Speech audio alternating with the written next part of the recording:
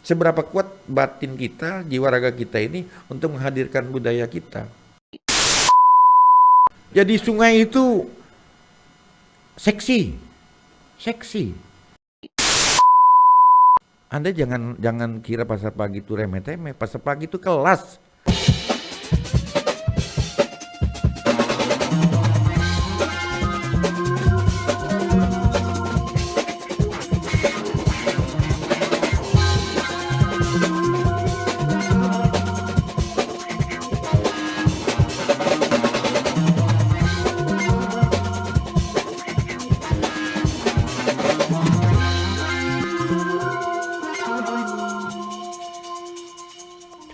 Kita ketemu lagi di Stumat, studio penuh manfaat, dan tamu saya kali ini luar biasa. Tadi sebelum mulai kita sempat ngobrol dan saya agak sedikit depres ya, karena gimana caranya menghadapi beliau ini. Karena track record semua orang Kaltim bahkan nasional itu tahu, beliau entrepreneur, pengusaha.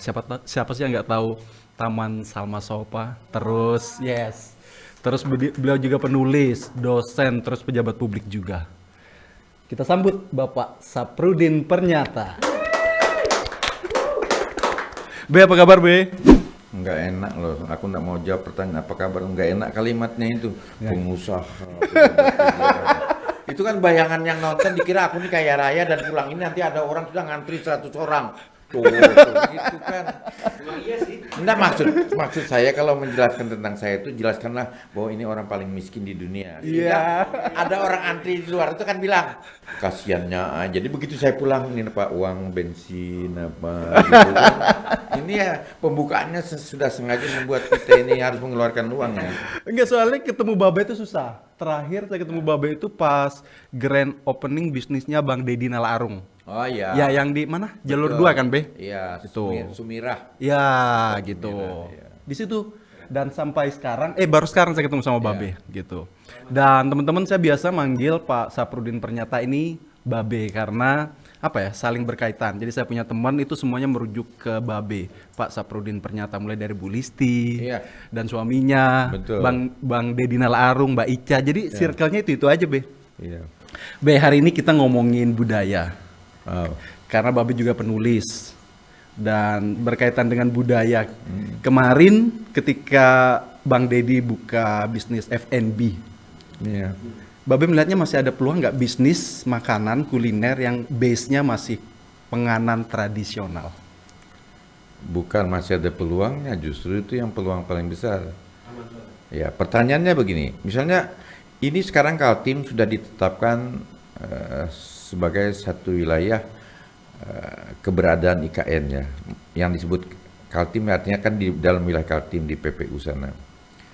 Dan 2 tahun terakhir ini dari pantauan yang saya ketahui karena saya dulu sempat di pariwisata ya, ada banyak teman yang bekerja di hotel, tergabung dalam asosiasi JM Hotel, IHGMA. Mereka mengatakan bahwa sekarang alhamdulillah selepas Covid 2020 hotel itu tingkat huniannya sangat baik. Dan begitu IKN ini semakin hari semakin digaungkan, banyaklah orang yang datang dari seluruh Indonesia untuk datang ke sini termasuk kementerian. Wisata kuliner dalam 20 tahun terakhir ini adalah wisata yang paling maju. Ada banyak orang pergi bepergian hanya karena cari makan. Ya. Tapi saya tidak. Karena makanan saya tetap aja kan ikan asin dan nasi putih itu. Ya benar, nah dengan sambal ampalam, kalau orang Banjar sambal pencit itu kan. Apalagi Be, sambal ampalam? Sambal ampalam, nasi putih, ikan layang dengan sayur atau gangan besantan, gangan labu besantan. Banyak dong kalau kayak gitu. Enggak, kalau kita pikir kan, oh nasi putih sama garam, saya mikirnya gitu ya. Ternyata enggak, banyak side dish-nya banyak. Empat prosedur tetap di rumah itu. Oh iya. Nasi putih, sambal cabai rawit tanpa bawang. Sambal empelam tadi, Be? Sambal empelam, tapi lomboknya itu cabainya itu, cabai rawit itu oleh istri saya wajibkan jangan ada terasi sedikit, ada bawang sedikit, tapi yang tidak boleh ada adalah tomat. Jadi saya kalau lihat sambal di mana-mana warung selalu ada tomat, ya kan? Iya. Dan karena itu saya termasuk orang yang sayang istri, tidak pernah makan di luar. Jadi saya berikan uang makan di luar tuh untuk istri saya. Itulah kenapa istri saya sampai sekarang cinta sama saya. Yes, luar biasa. Sering nggak apa jawabannya ini ya? Justru ke cinta istri. Padahal tadi aku nanya terkait dengan itu ya. Base bisnis kuliner tradisional. Gini Oke. kenapa tadi saya tanya itu kan, Ya. Anak muda di angkatan kami, itu mereka nggak terlalu suka sama penganan tradisional. Oke. Dia bangga kalau misalnya gini, minum Starbucks. Dia Ya. bangga gitu loh, Jadi gini, jadi ada, ya kita kembali ke laptop itu namanya ya. Saya ingin menjelaskan, nah begitu IKN itu sudah bergema di kita, Ya. orang-orang luar Kalimantan Timur ketika datang pertama kali di sini, 2 yang dicarinya. Di antara 10 yang dicari ya, 2 yang dicari itu kalau kita mau cari tempat wisata di mana? Di Kaltim. Kalau dia di Balikpapan dia tanya di mana, kalau di Samarinda di mana yang terdekat. Iya. Seberapa unik, dia mesti, kalau kita sebut misalnya Pampang, dia langsung googling. Langsung searching Pampang seperti apa gitu. Itu satu. Ya. Perilaku orang datang ke Kaltim. Yang kedua, dia akan tanya, makanan khas Kaltim apa? Ya. Kita tidak bisa ngomong soto Banjar. Karena ada kata Banjar. Iya. Itulah dulu saya pernah menantang 6 tahun lalu, menantang teman-teman yang tergabung dalam asosiasi penyedia jasa boga namanya ya. Tapi sekarang ada lagi namanya PPJI, ada Mbak Fitriana. Saya bilang cobalah pikirkan, soto ini adalah makanan Nusantara, ya kan? Kita mengenal soto Lamongan, lalu di Makassar disebut dengan coto Makassar, ya ada soto Banjar, semua ada. Terus soto Samarinda mana? Misalnya seperti itu. Sampai sarankan, soto tuh antara Lamongan Banjar tuh bedanya enggak banyak-banyak amat juga. Sampai kayak ketupat juga, pakai air juga gitu kan. Paling Iya. ramuan rempahnya yang beda. Lalu kalau kita bikin dengan rempah tertentu, termasuk potongan ketupatnya kita bikin beda dengan yang selama kita kenal. Misalnya ketupat kita seperti pentolan bakso besarnya begini. Dan itu diukur betul itu, dibuat speknya kan. Supaya kalau orang bikin itu standarnya gitu. Orang bikin soto Banjar itu belum ada spek secara khusus. Nah, kita bikin, saya tantang mereka. Dan 6 tahun berjalan ini, belum keluar tuh. Nasi kuning Samarinda, supaya orang tidak mengklaim bahwa nasi kuning Samarinda ini bukan nasi kuning Kutai, nasi kuning Banjar. Misal nih kalau kita nyebut Samarinda, ya kita buat spesifikasinya, kemudian diuji oleh orang-orang penyuka nasi kuning, sampai seberapa ininya, namanya, takarannya, kalau dia ayam seperti apa harus potongannya, kalau dia telur apakah 1, apakah setengah, kalau dia ikan gabus sebesar apa, misalnya. Jadi dibikin speknya secara khusus begitu. Sehingga dimanapun akan orang membuat misalnya nasi kuning Samarinda, itu biar di Belanda Tetap jadi bisa, nasi karena kuning. sudah ada panduannya. Nah, itu satu ya. Jadi ketika orang datang ke sini, maka mereka akan mencari kuliner apa, khas. Nah, ketika bertanyanya bukan dengan jenis makanan, tapi dengan hubungannya dengan gelombang generasi atau gelombang generasi, Ya. maka betul kata Anda, anak saya itu tidak terlalu tahu yang mana amparan tatak pisang, sari muka, putri selat, dadar gulung, nggak ngerti. Iya. Makanan pun nggak ngerti dia. Laksa dulu kita sarapan dengan laksa buras. Kenapa begitu? Ya jangan salahkan mereka. Karena kita yang orang tua tidak update dengan kebiasaan anak. Iya. Anak-anak itu makan yang dimakannya itu sebenarnya adalah makanan-makanan Indonesia juga yang divariasi. Coba aja cek makanan Jepang, makanan Korea. Hubungannya tetap dengan itu juga, ada tepung, ada beras, sama. Cuma cara penyajikannya beda, campuran rempahnya beda. Kita bisa bikin dengan cara yang macam-macam. Kenapa kita tidak bisa bikin? Karena kita kehilangan akal pikiran untuk melakukan kreativitas yang disebut dengan inovasi. Kita terjebak dalam kehidupan yang itu-itu saja, nyaman. Kalau usah gini kayak ini aja, banyak aja juga yang nukar. Diusah repot, tetap aja 100 piring sehari kita melaku. Iya. Nah, jangan berpikir 100 dong, kalau bisa 1000 gitu kan, atau 1000 piring. Jadi salah satu pendapat para ahli yang mengingatkan di era sekarang ini, dia mengatakan begini, bukan hanya fungsi, tapi juga desain. Ini meja nih, berapa macam coba? Kalau kita hitung kan? Ya, betul. Mungkin ratusan macam. Kenapa yang begini nggak ada lacinya, nggak ada apa? Kalau sekedar meja apapun bisa jadi fungsi. Tapi kenapa mejanya begini? Desain. Nih mikrofon ini untuk bicara. Ini modelnya hanya salah satu di antara ratusan model kan. Kenapa? Desain. Nih tempat naruh kopi ini. Desain. Ini juga kenapa merah, kenapa cangkir ini, kenapa harus kembali ke zaman dulu. Kenapa tidak pakai kaca? Desain. Itu art. Dan itu kita ketinggalan. Akhirnya anak kita tergoda begitu era internet ini mengepung kita dari mana-mana dan mereka sudah bisa berselancar ke Korea, ke Jepang, masuklah budaya dari luar itu dan itu yang kemudian dengan dukungan duit dan promosi yang luar biasa mereka lupa akhirnya dengan yang punya kita. Oke, baik Bang. Kalau itu penyakitnya, kalau itu masalahnya ya, berarti harus kita obati dong. Iya. Gimana nyajikan nasi kuning itu tidak seperti yang sekarang. Nasi kuning sekarang sudah masuk di hotel, ya kan? Se-Indonesia ada nasi kuning biasanya. Kalau hari ini nasi kuning, besok nasi goreng. Dia bisa bikin begitu kan? Ya. Padahal nasi kuning itu terkenal di tempat kita. Kalau di Jawa, mohon maaf, setahu saya kuliah di Bandung tahun 92. Nasi kuning itu adalah nasi yang digunakan untuk acara-acara tertentu. Iya. Bukan setiap hari. Iya. Nasi kuning itu nasi religius. Bayangkan kalau itu jadi makanan khas Kaltim ini terkenal di Indonesia. Semua orang pikirannya pagi-pagi itu religius. Ya kan? Karena kalau di Jawa itu nasi yang ada hubungannya dengan acara-acara yang religius gitu. Nggak tahu nggak apa yang saya pikirkan ketika Babe ngobrol. Baru kali ini kayaknya saya dapat narasumber, dia cerita banyak dan saya nanyanya sedikit. Dan aku tahu kamu bingung mau bertanya karena mau memotong pembicaraanku. Enggak, saya tuh memotong pembicaraan nggak enak, ini orang tua. Ya kalau dibiarkan larut aja sampai ke Sungai Makam. Acara live itu diuntungkan, karena kan tetap habis kan 1 jam gitu ya. Tapi kalau kita kan harus diedit ya, gitu. B. Sebentar sebelum kau tanya. Oke. Ini kan baru soal menunya ya, nasi Iya. kuningnya. Kamu percaya nggak bahwa penjual nasi kuning kita itu umur saya 65 tahun sekarang. Saya mulai makan nasi kuning itu kira-kira umur 5 tahun lah ya, sudah belajar, artinya pernah lah menyantap. Berarti kalau 65 kan 60 tahun. Tidak ada perubahan yang spektakuler dari penjual nasi kuning.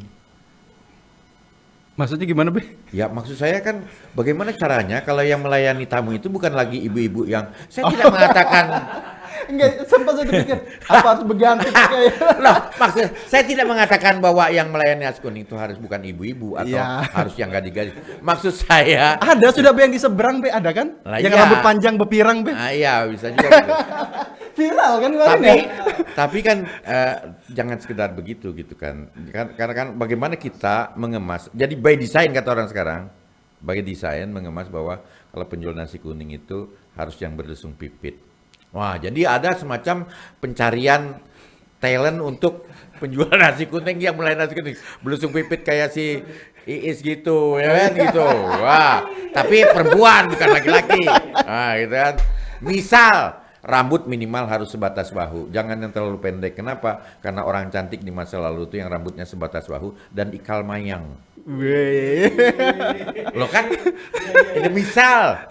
Dari memang itu by design. Iya. Nanti ketika itu sudah ada, maka kita lakukan di syuting, kita panggil YouTuber, kita panggil influencer, kemudian untuk mas itu. Inilah sebenarnya citra nasi kuning Samarinda.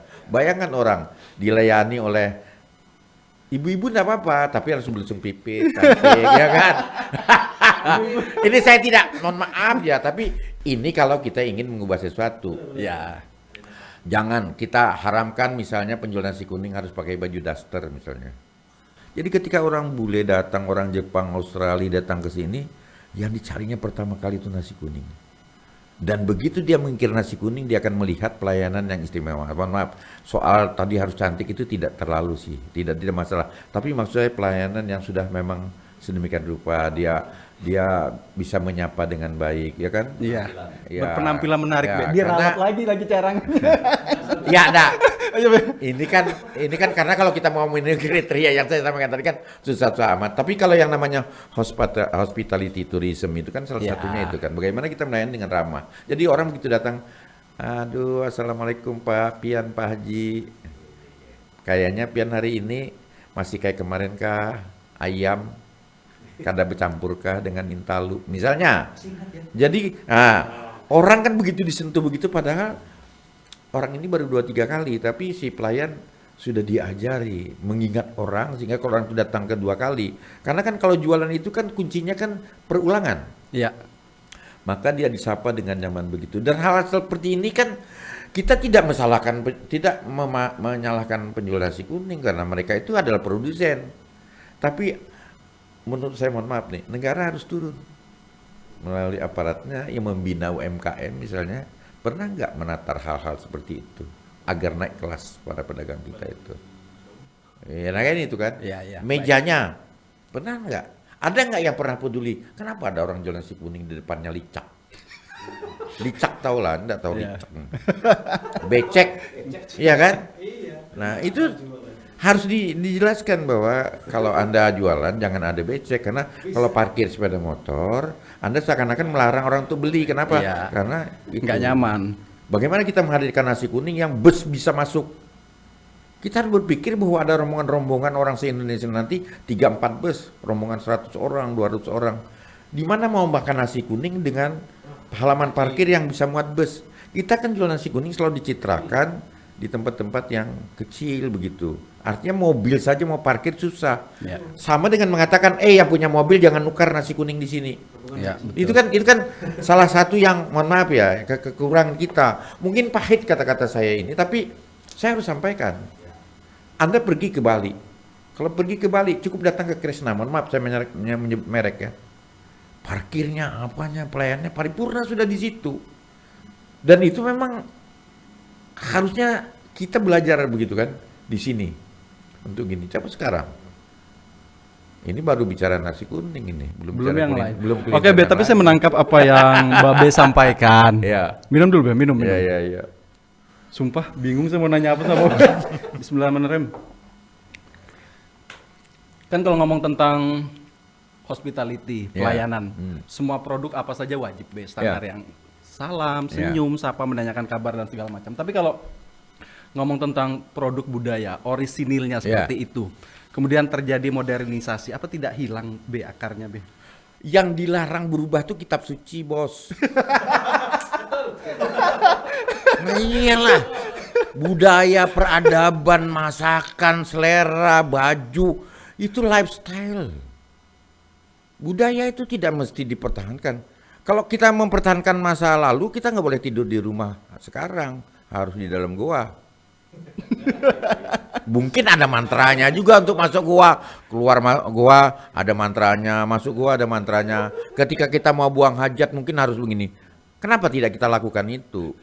Budaya itu jangan diterjemahkan kitab suci yang tidak bisa berubah. Kalau semua tidak bisa berubah, Anda jangan pakai telepon seluler itu dong. Oke. Iya kan? Nah, jadi nanti kalau itu hal-hal yang berkaitan dengan ritual, dengan keyakinan, tata cara ibadah, boleh Anda tidak berubah. Tapi kalau di luar itu kan harus berubah. Kalau kita tidak berubah, if you don't change apa bahasa Inggrisnya itu? Kalau kamu biar kelihatan harat. Bila kamu tidak berubah, you die. Iya kan? Tapi kalau gini, sorry biasa potong. Kalau misalnya sudah ada pakem kayak tarian, Jepen lah saya anggap, gitu. Gimana dong, Be? Jepen tuh nggak ada yang ada dasar-dasar utamanya. Lainnya bisa divariasi. Kalau Anda lihat tari Jepen sekarang yang di Kutai, yang di Kutim sama Rinda udah jauh berbeda-beda mereka. Tapi gerakan dasarnya sama. Oh, artinya ada dasar-dasar yang harus tetap dipertahankan, mau itu tarian. Iya, masa kan kalau tari Jepen kemudian matanya pelilak-pelilik, lagunya gini kan Bali banget ya. Nggak mungkin. Jadi ada caranya, langkahnya ada. Tapi langkahnya ada yang bertepuk begini segala macam. Itu kan variasi namanya, kreasi dan itu menurut saya sah. Nah, karena tari itu kan bukan ritual juga, tari Jepen itu. Nah, maksud saya gimana caranya si orisinilnya tetap terjaga gitu loh, karena kan bukan cuma tarian, bukan cuma makanan. Iya dasarnya, misalnya nasi kuning, jangan dibikin nasi hijau. Iya kan? Bumbunya nasi kuning itu adalah sambal merah namanya. Bumbu habang bilang orang sini. Pakai serondeng. Nah, ya itu kan. Nah, serondeng itu masih mainan. Oh ya. Itu tidak mesti. Nah, jadi kalau bumbunya habang, jangan dibikin hijau, jangan dibikin kuning supaya sama dengan nasi kuning. Nanti tidak jelas mana kuning nasi, mana kuning bumbu. Ya, misalnya gitu ya, tetap merah. Tapi kalau serondeng ada pilihan, karena serondeng bisa diganti dengan bawang. Ini kok kayak ahli-ahlinya saya bilang nasi kuning ini kan gitu kan. Ya karena kalau saya suka dengan yang bawang Bawang irisan bawangnya, itu, tapi iya. ada juga yang senang serondeng. Iya, Jadi kalau ada kalau kita pilihan. lihat kan ada yang jual nasi kuning itu dia pakai osengan tempe kan, Be ya? Iya, Saya ada. agak kurang. Kalau kita Itu biasanya pengaruh Jawa Oh, atau iya. Sunda, iya. Iya. Soalnya kalau kita ke Muara Muntai, Mas, itu nasi kuning Pak, bungkusnya masih Lah, daun. Anda jangan marah.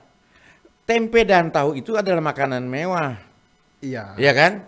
Barangnya saja itu impor, kedelai itu impor kita dari Cina. Nah, ya kan? tapi bagi orang seperti saya itu dianggap makanan miskin. Kenapa?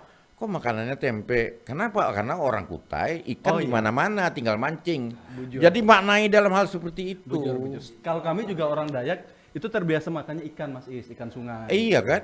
Gitu. Tapi Iya. tempe dan tahu itu gizinya sangat tinggi, dan Tinggi. itu impor. Kalau kita terlalu banyak makan tempe dan tahu, habis devisa kita ini. Haruan kita tidak ngimpor kan? Loh, tapi kan sudah ada food estate, Be. Hah? Aku enggak mau cerita itu. Itu terlalu tinggi di saya kan. Saya ini kan bercerita apa adanya ya. Iya. Jadi kadang-kadang kenapa kita ngomong begitu? Kita kan punya kekayaan yang namanya habitat sungai. Itu ikan sungai itu, masya Allah ratusan ya, berlimpah kita gitu. Jadi kalau kemudian kita tidak melarang orang makan tempe tahu, tapi kalau kemudian itu betul itu bersinggungan dengan apa namanya impor gitu kan, ya kalau itu lagi mahal atau lagi sulit di pasaran, belajarlah makan ikan sungai. Ada pepuyuh, ada haruan, ada apa namanya belida, pipih itu, Iya. ya kan ada banyak ikan gitu. Bahkan ada ikan yang juga saya bisa makan lah itu, namanya kelatau. Ikan baung juga, Be. Itu kan besar. Besar. Ada yang ikan kecil-kecil. Oh, bilis, Be. Ya itu bahasa Indonesia kali itu ikan rawa itu, jadi kecil ya. Buang kepalanya digoreng itu renyah dia. Jadi teri-teri kecilnya rawa gitu. Oh iya, tahu. Ya tahu, kan? Be. Tahu. Jadi sebenarnya aduh banyak banget lah kita ini. Cuman kan kita kadang-kadang lupa. Ya itu tadi tugas. Jangan salahkan anak kita sebagai orang tua, guru harus mengingatkan. Siapa bilang tidak enak? Ini ya banyak orang ngeramput ya. Saya beritahu Anda, ngeramput tuh paham aja lah. Kalau Ya. ada ngerti nanti tolong TPRI ditulis ngeramput itu apa. Dia makan steak gitu kan. Makan beef sosis gitu ya. Makanan yang begitu-begitu. Begitu dia lihat ada yang namanya sayur labu bersantan, Ya tahu. ada sambal pencit, diserbunya juga itu oleh orang-orang seperti saya gitu kan. Tapi kalau di hotel kan lain makanannya kan, tidak ada pernah kita lihat itu. Padahal sejatinya dia sehari-hari makanan itu hanya lifestyle. Sebenarnya selera orang itu dia akan berubah. Memang kalau anak-anak Gen Z itu beda pendekatannya adalah karena mereka sudah terbiasa diterpa oleh media, diterpa oleh pergaulannya sehari-hari, mereka lebih akrab itu. Dan jujur memang saya juga agak-agak prihatin, misalnya ke satu pusat perbelanjaan di Samarinda, ada banyak sekali gerai-gerai makanan, itu tulisannya aja ada huruf kanji gitu. Iya. Mau ku lempar sebenarnya mereknya itu. Gila. Enggak, tapi memang ada, Mas. Kemarin tuh ada viral tempat makanan Korea di tempat kita. Dan orang-orang kita itu pada datang ke situ, anak muda berbondong-bondong. Jadi didesain sedemikian rupa. Atau mungkin B, karena makanan kita kurang branding kali ya. Ya tapi kan branding yang paling baik itu adalah produk gitu. Jadi memang produk kita tuh harus yang tadi saya katakan, nyaman dirasa, nyaman dilihat, nyaman di kantong. Ya. Yang disebut makanan-makanan luar itu 18.000, 22.000, nah mahal juga. Tapi kalau makanan kita pergi ke warung, enggak mau nyebut merek lah. Kalau kadang bawa duit 100.000, bisa enggak cukup duit kita gitu loh. Nah ini yang harus disikapi juga. Jadi ada Robert R. Tucker namanya. Dia mengatakan bahwa salah satu tantangan abad 21 ini adalah kompetisi harga.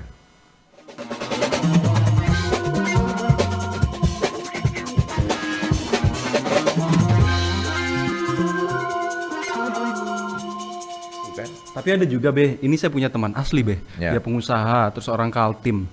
Dia nggak mau makan makanan murah, Be. Di tempat murah dia nggak mau. Oh, Dan bahkan Gen Z juga ada yang kayak gitu. Enggak Apa nih salah. makanan murahan gitu. Enggak salah. Enggak salah. Kan ada orang yang makan mahal, ada yang makan murah. Kalau saya kan makan nasi. Enggak, Be, serius itu kan jadi PR Iya, juga iya akhirnya. enggak salah. Ya. Jadi gini kan, semua produk apapun itu kan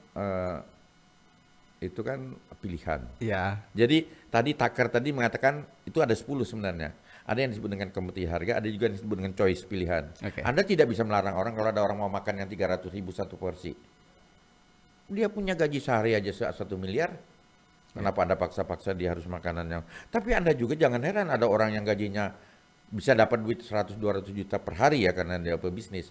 Lalu dia makannya tetap saja sambal pencit dengan ikan layang. Itu tidak masalah, itu makanan itu soal selera, soal kebiasaan ya. Tapi yang ingin katakan kita ini kan yang umum saja gitu loh. Misalnya tadi nyaman di mata. Karena nomor 2 itu dari speed kata si Tucker itu, abad 21 pertama speed. Apapun harus speed. Cepat. 2 nyaman. Nyaman di mata, nyaman di lidah kalau kuliner itu, nyaman di kantong. Itu 3. Ada lagi yang di sini. Nyaman di hati. Nyaman di lidah tapi kamu menyajikannya sambil ngomel. Woi, mana buahnya nih? Nah, ini ada orang tamu nih.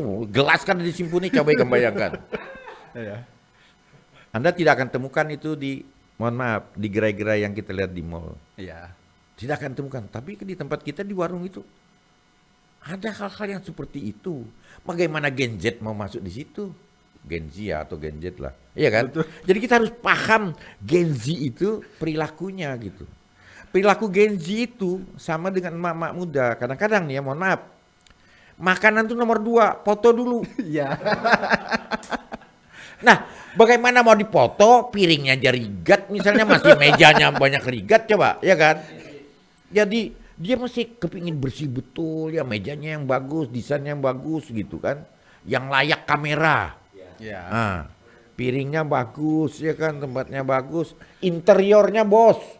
Sampai interiornya dia mainkan. Nah sekarang kita kan ada interiornya oleh. Mohon maaf nih, kita berjualan nih ya kan. Jadi ada banyak hal yang memang harus kita perbaikin dan itu yang sebenarnya tidak salah kawan-kawan kita yang berdagang di bidang itu ya. Iya. Tapi harus ada orang, maksud saya pemerintah yang care pada begitu. Jangan peduli pada ini ada retribusinya kan ada orang inilah. Nah itu kan Iya. kita harus angkat kawan-kawan ini, sadarkan mereka. Kaltim memang kayak gitu, Be. Apa? Pemerintahnya.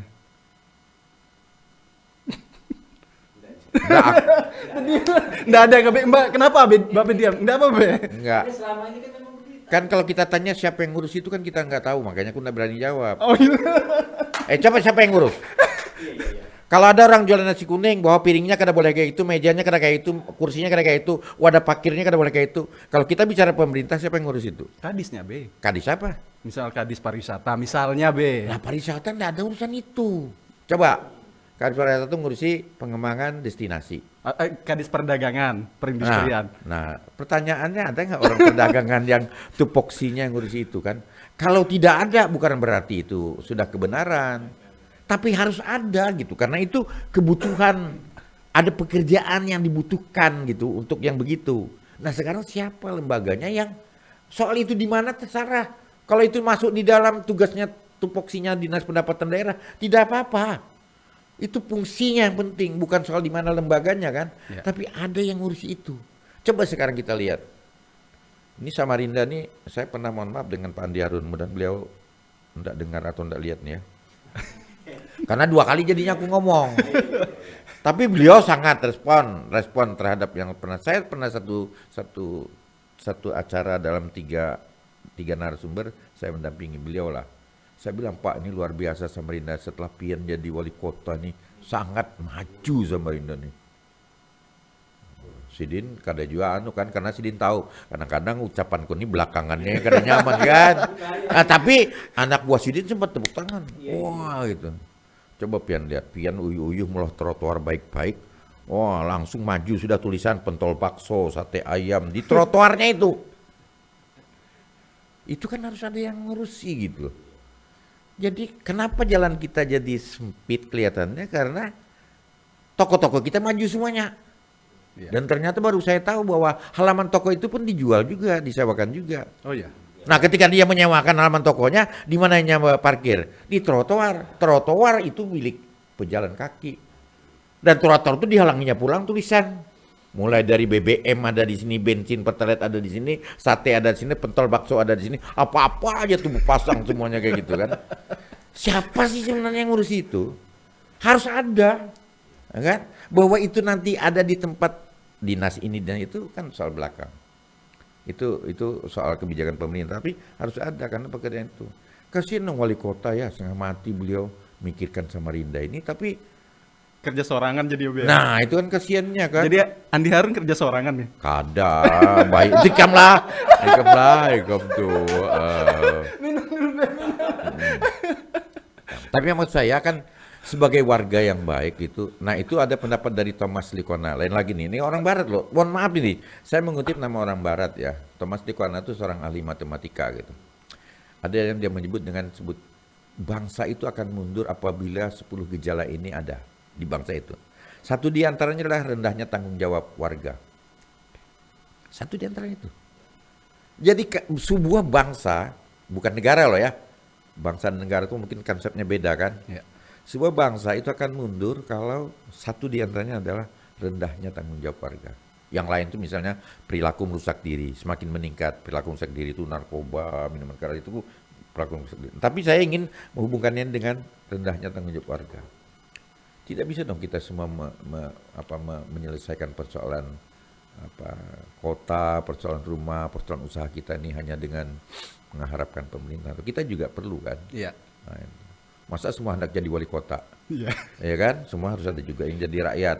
Ada juga jadi kepala dinas, kepala bidang, kepala seksi. Nah semuanya punya tugas. Yang penting adalah yang dibutuhkan itu ada yang ngurusi. Nih, tadi soal kuliner jauh sudah panjang nih. Yang lain. Kenapa? Oh iya. B, ini pertanyaan penting menurut saya sebagai anak muda. Kenapa budaya kita itu menjadi kekuatan ekonomi kita, B? Dengan karakter kebudayaan yang kita miliki, khususnya Kalimantan Timur. Kan kita ini kaya, B. Iya. Flora, fauna, budaya, Betul. yang di pesisir sungai. Ya. Sementara tuh kayak saya ngelihat secara pribadi pemerintah tidak punya pemetaan itu, B. Ada sih pemetaan itu. Jadi kalau pemetaan itu ada disebut dengan rencana induk pengembangan. Kalau sudah rencananya hilang, tapi rencana itu tetap ada. Kalau zaman baru itu ada Repelita gitu ya. Kalau di pariwisata itu ada yang namanya rencana induk pengembangan pariwisata daerah, Riparda, itu dinaungi oleh Perda itu. Jadi gubernur dan itu bukan miliknya pariwisata, itu miliknya pemerintah. Jadi banyak instansi yang bertanggung jawab.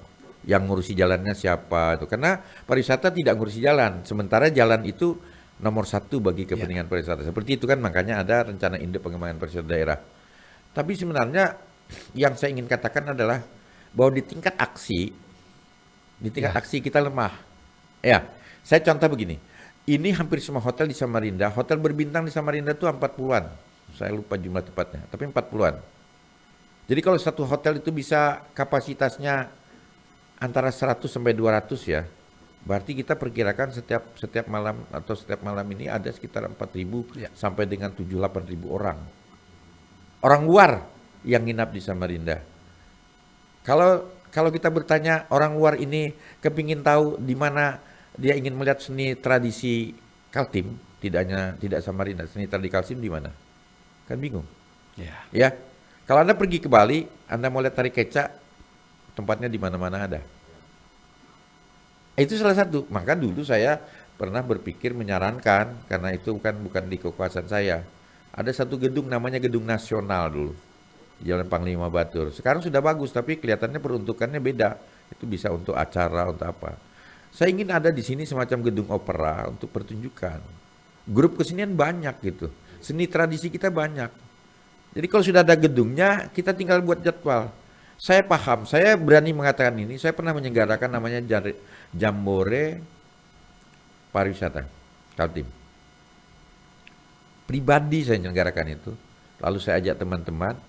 Anda tahu tidak? Saya bisa menghadirkan logo, menghadirkan tari-tarian tradisional yang sangat olahraga tradisional. Dan saya hadirkan grup musik, ya, grup seni. Dan Anda tahu saya tidak pakai duit. Mereka mau, ada yang datang dari Tenggarong, Lahkulu ya. Mereka datang. Dan di Nala Arung dari Tenggarong kan datang gitu sampai malam, sampai jam 2 baru kami bubar. Itu 3 malam kami di sana. di Taman Samasopa. Waktu itu dibuka oleh Hadi Mulyadi, masih Wagub, dan dia mengatakan tahun depan Jambore ini Dinas Pariwisata yang menyelenggarakan. Dia berharap maksudnya kalau Saprudin pribadi aja bisa menyelenggarakan gini, saya udah pensiun waktu itu kan, menyelenggarakan itu. Apalagi kalau dinas yang menghandle kan. Nah ini kan soal mau atau tidak, tapi saya percaya ada beberapa kesenian yang butuh untuk manggung saja. Karena dia sudah latihan sekian kali, setiap seminggu 2 kali latihan. Tapi seperti pemain bola, latihan terus tidak pernah bertanding. Iya. Lalu di mana tempat bertandingnya? Ketika saya buka ruang itu di Taman Samasopa, mohon maaf saya nyebut merek ya. Ada banyak yang mendaftar. Bingung kami melakukan, kalau lukisan itu apa, kurasi namanya, menyeleksinya. Karena sudah jadwalnya padat. Bahkan ada satu grup kesenian yang sering di TPRI namanya Elansa Jamari itu. Grup Mamandanya itu datang pada hari telah penutupan. Karena dia waktu itu ada di Balikpapan dengan grupnya. Baru datang, jadi saya bilang enggak bisa, besok sudah tutup. Enggak apa-apa, aku tetap datang. Akhirnya dia manggung di antara kolam renang di Samasopa tuh. Dia main Mamanda di situ. Kita fasilitasi mic. Oh ramai sekali orang. Kenapa? Ada yang namanya pantun, Mamanda tuh yang main begitu, ngomong begitu. Orang yang lagi berenang tuh ramai banget. Ini artinya apa? Wadah kita untuk berekspresi itu jujur di mana kalau kita mau tanya. Mohon maaf ya, saya berharap nanti misalnya Citra Niaga itu yang sudah didesain oleh Pak Wali Kota sekarang menjadi tempat itu salah satu tempat berekspresi. Kita melihat Jogja lah, iya kan? Diberi tempat terhormat, tidak lagi dari jalan kaki dari sana ke sana, tapi ada pojok-pojok di mana orang bisa main dan Anda bisa di situ tapi dikurasi, dinilai dulu, diseleksi. Bukan gaya seperti Anda sekarang. Jadi dia juga dinaikkan kelasnya gitu, seniman-seniman kita. Anda percaya tidak bahwa Tarsul itu salah satu budaya Kutai itu.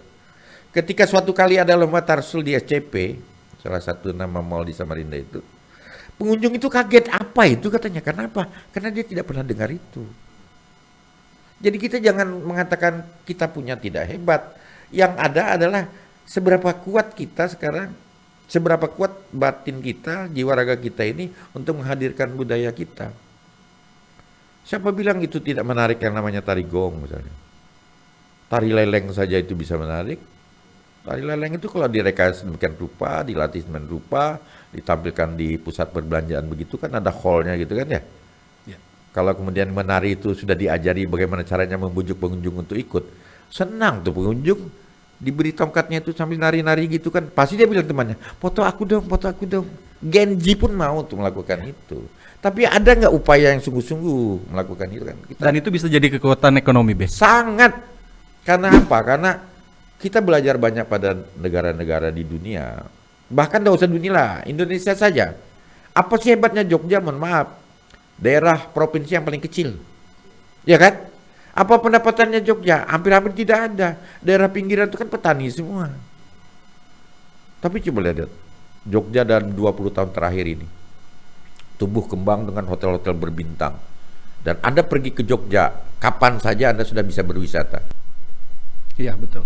Oke? 8 malam Anda datang, Anda bisa berwisata. Pergi ke Malioboro, sudah berwisata di sana itu. Di mana-mana ada tempat wisata. Tempat nongkrong, ngopi, ya, dia jual alamnya. Nah, kita sebenarnya tidak kalah. Tapi di mana kita seperti itu kan? Nah, adalah sekarang sudah mulai tumbuh ya.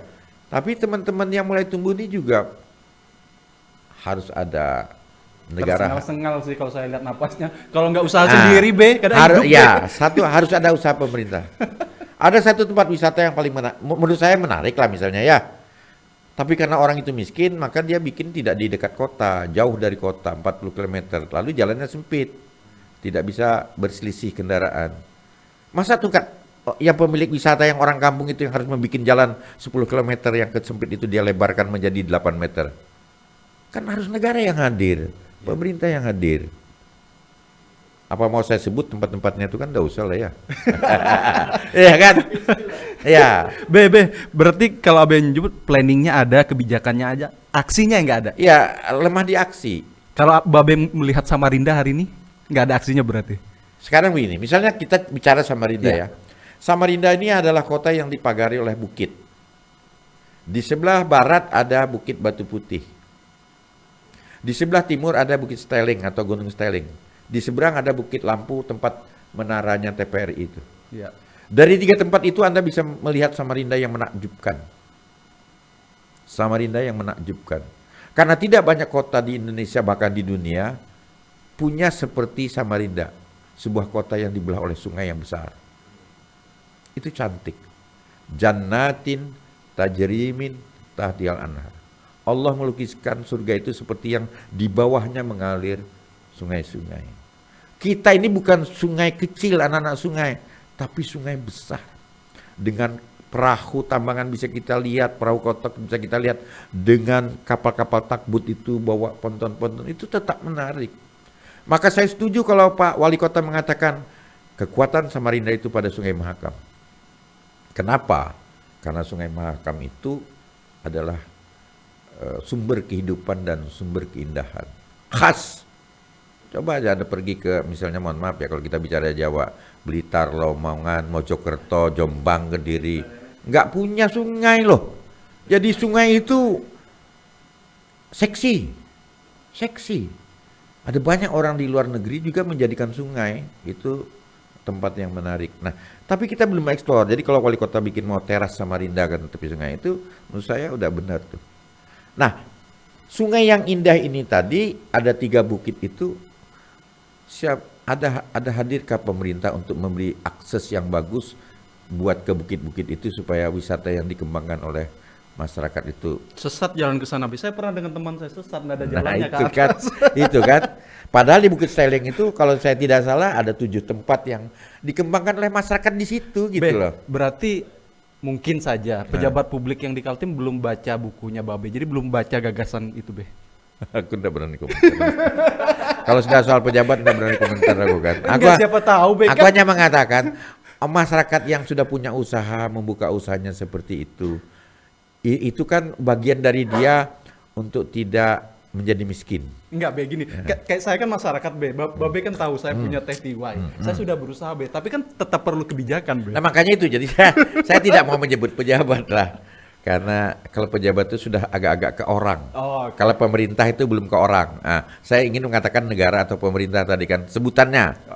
Jadi misalnya Satu lagi. ada 7 kan, ada 7 bentangan ini tempat wisata kan, tapi kan akses susah. Kenapa tidak difasilitasi oleh pemerintah dengan jalan walaupun hanya lebar 2, jalan tapak tapi bagus ya kan, untuk memfasilitasi itu. Oke, Be, ini saya sudah disuruh nutup, tapi satu pertanyaan. Ah sudah selesai. Belum, Be. Andi Harun baca buku Babe nggak?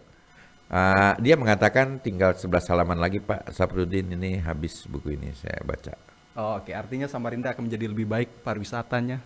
Ya saya bangga juga sebagai manusia ya, saya jujurlah ketika Pak Wali Kota mengatakan Pak Saprudin saya ngembangkan pasar pagi ini karena saya baca tulisan Pak Saprudin di salah satu media. Itu diucapkan ketika diluncurkan buku itu. Dan saya tahun 2017 memang mencita-citakan pasar pagi itu menjadi pusat wisata belanja pasar pagi Samarinda. Jadi pasar pagi Samarinda ini tetap tidak hilang, tapi di depannya ada kata pusat wisata belanja. Kenapa saya bilang pusat wisata belanja? Di depannya itu ada dermaga Mahakam Ilir, tapi juga dikenal sebagai dermaga pariwisata. Kenapa dermaga pariwisata? Ada 6 kapal wisata sekarang yang setiap hari, sebenarnya regulernya setiap 1 minggu, tapi setiap hari kadang dia jalan kalau ada charteran. Tapi kalau regulernya Sabtu Minggu.